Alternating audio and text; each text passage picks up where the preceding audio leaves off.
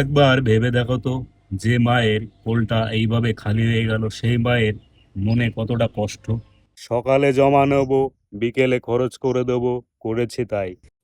হো তুমি ভেবেছো কি মনে, এই ত্রিভুবনে তুমি যা করে যাবে কেউ কিছু বলবে না। এবার তোমার বান্টুতি গুলি মারা হইবে। বলেছিলাম না, সকালে জমা নেব, বিকেলে খরচ করে দেবো, করেছি তাই। কথা দিয়ে কথা রেখেছি। অসংখ্য ধন্যবাদ আমাদের নতুন মুখ্যমন্ত্রীকে এইভাবে তুরন্ত অ্যাকশন নেওয়ার জন্য। Thank you so much. তো বন্ধুরা, এতদিন বাদে পুলিশ তার পিস্তলের জংগুলো কাটাবে এই বাঞ্চতগুলোকে এবার ধ্বংস করে করে। ঠিক আছে, কি আর বলবো, কিছু বলার নেই। আর পুলিশ যদি এইভাবে অ্যাকশন নিতে থাকে তাহলে দেখবা পশ্চিমবাংলা থেকে র্যাপিস্ট নামটা শব্দটা উঠে যাবে। আর কোনো মায়ের কোল এইভাবে খালি হবে না।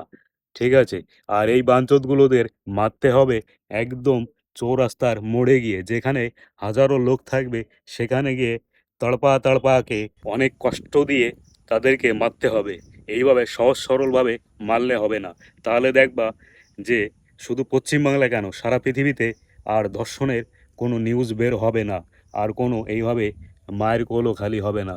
তো আর আমার মতে যে পেন্টিং কেসগুলো জেলে আছে, মানে র্যাপিস্ট কেস নামে যেগুলো জেলে পোষা হচ্ছে, তাদেরকে খাওয়ানো পড়ে মানুষ করা হচ্ছে, সেসব বাঞ্চতগুলোকেও বের করে করে এইভাবে ঠুকে দেওয়ার দরকার আমার মতে।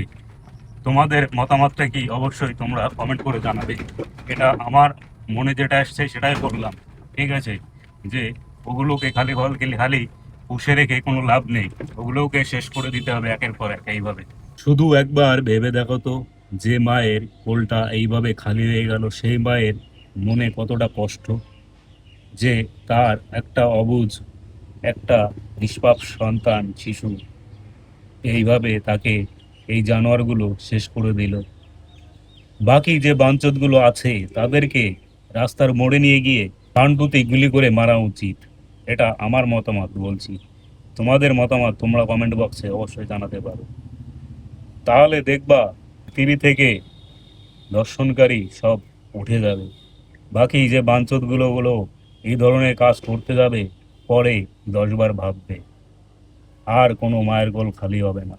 আমার লাইফে আমি প্রথম দেখলাম এইভাবে তুরন্ত অ্যাকশন নিতে। অসংখ্য অসংখ্য ধন্যবাদ আমাদের রাজ্যের পুলিশ মন্ত্রী এবং পুলিশদেরকে। আর অসংখ্য ধন্যবাদ জানাই আমাদের মুখ্যমন্ত্রীকে এইভাবে 2 ঘন্টার মধ্যে অ্যাকশন নেওয়ার জন্য। তো ভিডিওটা যদি ভালো লাগে থাকে অবশ্যই একটা কমেন্ট করে যাবে বন্ধুরা। কিন্তু খুবই কষ্ট হচ্ছে সেই মায়ের কথা ভেবে, যে সেই মা যতদিন বাঁচবে ততদিন এই মনের মধ্যে এই কষ্টটা নিয়ে বাঁচবে, যে তার নিষ্পাপ সন্তানটাকে জানোয়ারগুলো শেষ করে দিল। কিছু বলার নেই। বোন, তুমি যেখানে থেকো ভালো থেকো, তোমার বিচার হয়ে যাবে।